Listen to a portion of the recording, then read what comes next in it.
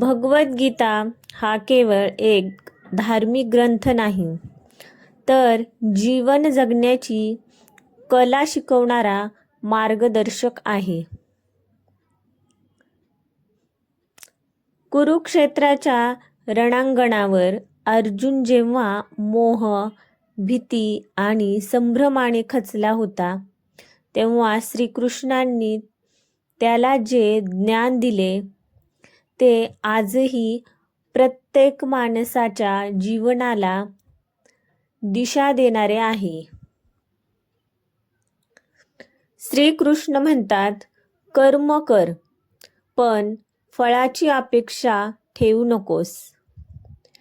माणसाचा अधिकार फक्त कर्मावर आहे, त्याच्या फळावर नाही. जेव्हा आपण निस्वार्थ भावनेने आपले कर्तव्य पार पाडतो, तेव्हा मन शांत राहते आणि यश अपयशाचा परिणाम कमी होतो.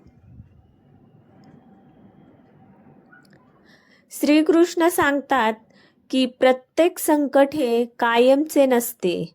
सुख आणि दुःख ही ऋतूंप्रमाणे येत जात असतात.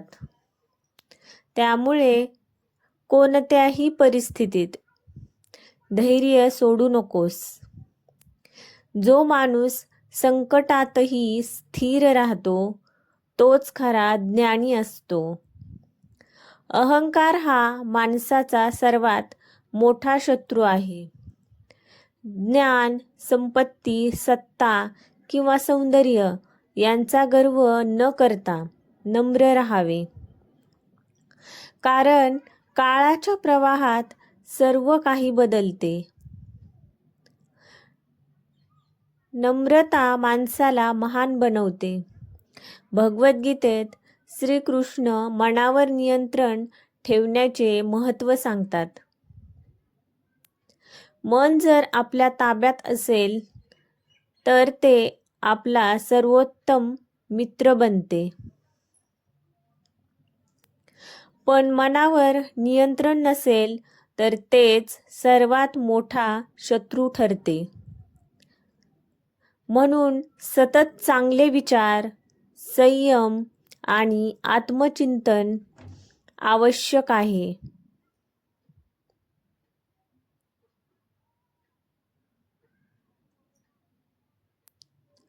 खऱ्या भक्तीमध्ये दिखाऊपणा नसतो.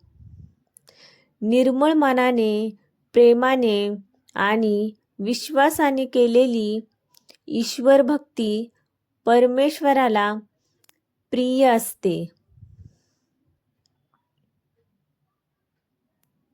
श्रद्धा माणसाला संकटामध्येही उभे राहण्याची ताकद देते.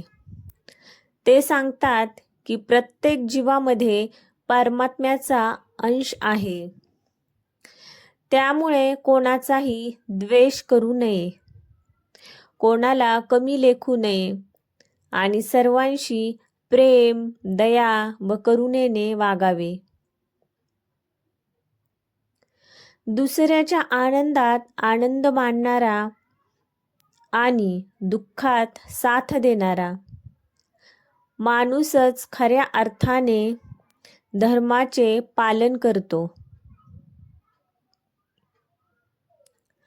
जीवनात कितीही अडचणी आल्या तरी सत्य, कर्तव्य, संयम आणि श्रद्धा यांचा मार्ग कधीही सोडू नये. स्वतःवर विश्वास ठेवा, परमेश्वरावर श्रद्धा ठेवा आणि प्रामाणिकपणे कर्म करत राहा. योग्य वेळी योग्य फळ निश्चित मिळते. जीवनाला दिशा देणारा श्रीकृष्णांचा संदेश.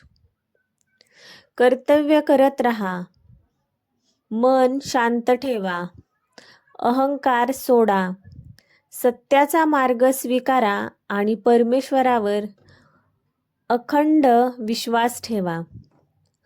हेच जीवनातील खरे यश आणि खरा आनंद आहे.